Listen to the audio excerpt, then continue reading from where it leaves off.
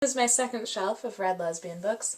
I have these adorable little cat post-it notes, this candle holder that's made of cinnamon bark, a little rainbow tree, and another autostraddle thing. So I have two books by Rebecca Matthews, Hymnal for Dirty Girls, which is just a short story, and Hero Worship, which was one of my favorite books of last year, which I've talked about on this channel. And basically it was just way too painfully relatable, but I loved it because of that. There's Patience and Sarah by Isabel Miller. This is an adorable little historical fiction story about two women who kind of try to make it on a farm. It's a really sweet little love story. Then I have Lizzie and Annie by Casey Plett. This is a little kind of zine story included in her new short story collection, A Safe Girl to Love. But this one has illustrations, which I think are just fantastic. So I'm really glad that I got this version as well. There's Empress of the World by Sarah Ryan. This is another bisexual teen book. And it's one that I haven't read for a while, but I remember really enjoying it at the time. And it's about a summer camp for gifted kids and two girls who start a romance. And I have The Long Way Home by Rachel Spangler.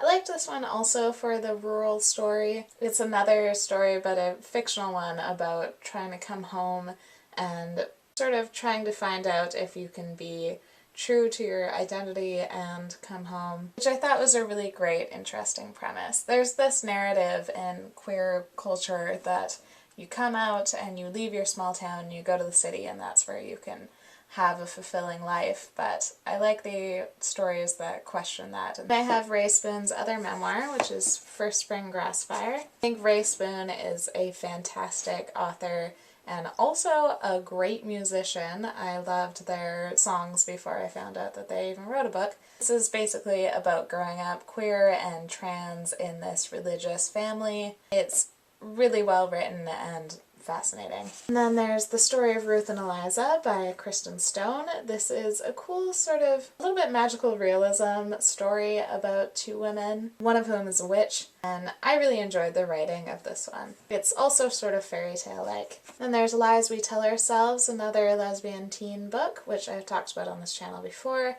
and it is such a great, interesting story about some of the first Black kids who come to a desegregated school and the huge amount of backlash and racism and violence and hatred that they face, and also her falling in love with a white girl who is part of the group that is trying to keep the school segregated. It deals with some really big, important issues, but I think it does it really well. And then there's Before the Rain by Luisiana Lopez Torregrosa.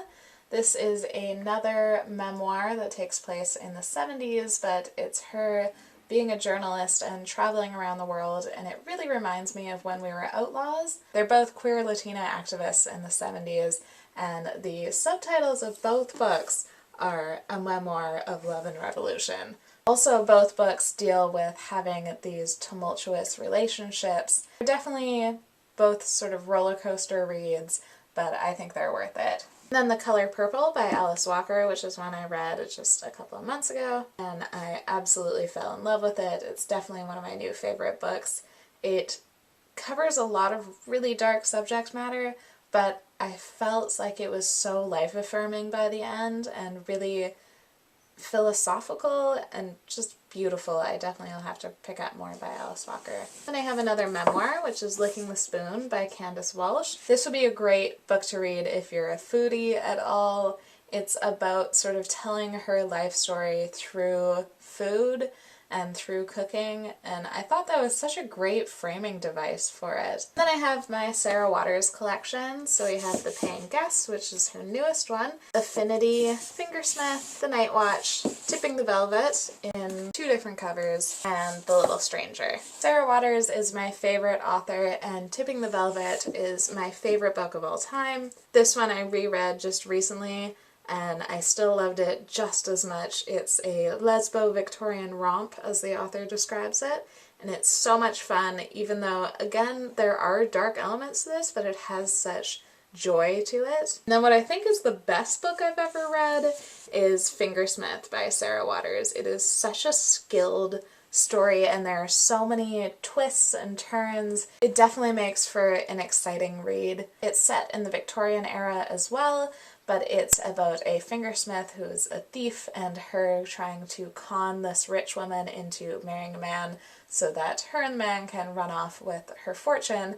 But, spoiler, they end up falling in love and everything gets a lot more complicated. So those are definitely my two favorite of her books. Affinity is also an interesting read. It's a good kind of spooky read. It's about spiritualists and about a woman who visits a woman in prison and ends up having this interesting relationship with her. That one's also really good.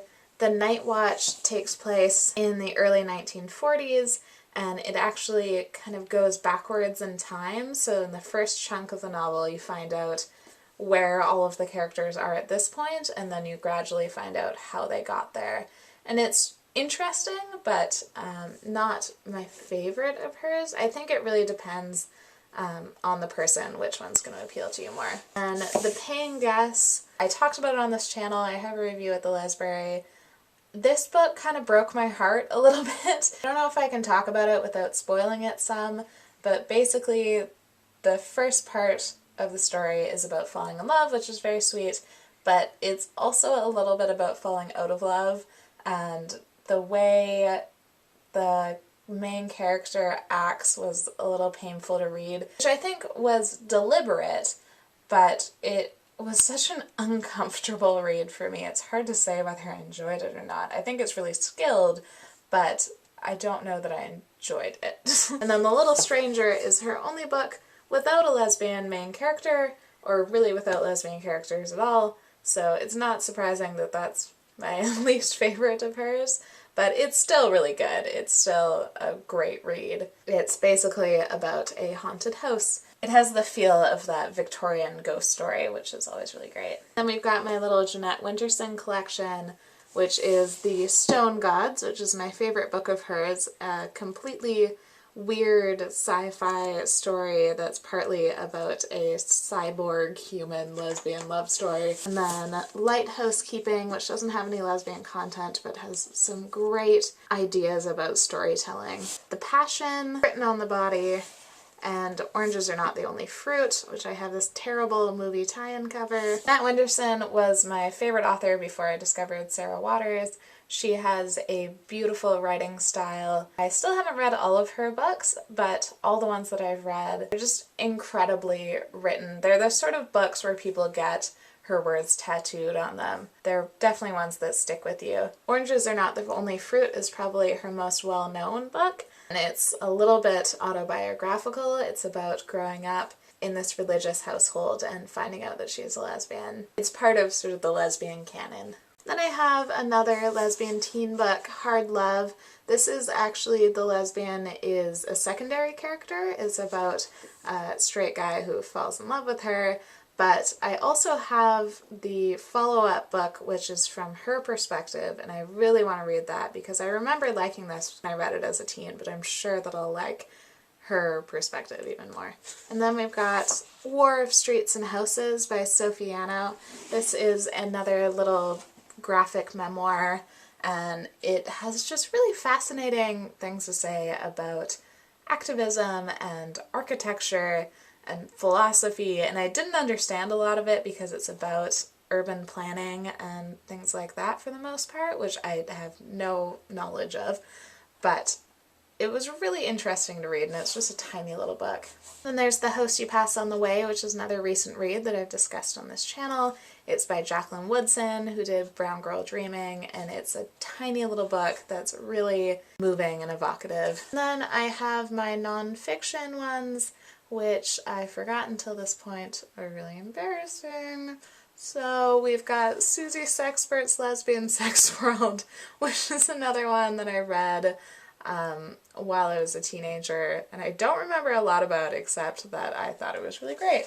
And Girl Meets Girl by Diana Cage. Again, this is one that I actually don't remember at all. Now that I'm pulling it out, I will probably get rid of these two.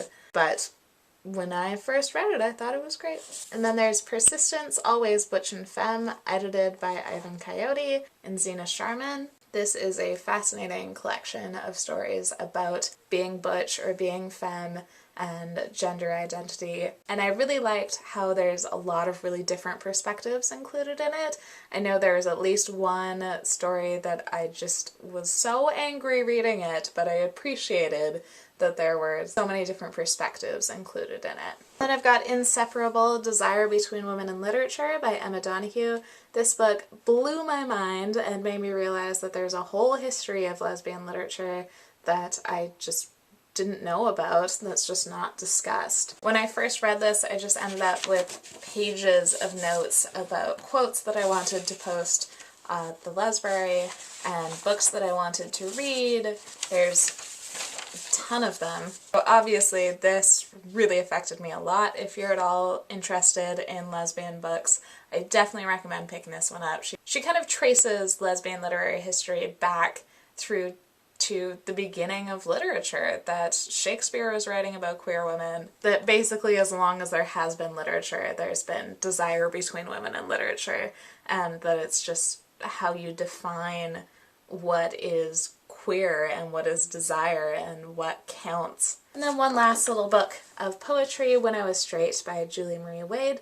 This is one that I really liked the first half of, and I wasn't so into the second half. But all the poems in the first half of the collection start When I Was Straight and continue from there, and I really liked it. It was a tiny little book, but I thought that they were really cute. That was my bookshelf tour. I'm sorry about the angles or if anything wasn't showing properly or was awkward. I haven't really watched a lot of bookshelf tours, so I'm not sure exactly how it's supposed to go. And I also don't have a flip cam, so I can't really see how things are showing on the camera. So I hope that was what you wanted, and now you know all the books that are behind me and which are my favorites. And thank you for watching. Bye!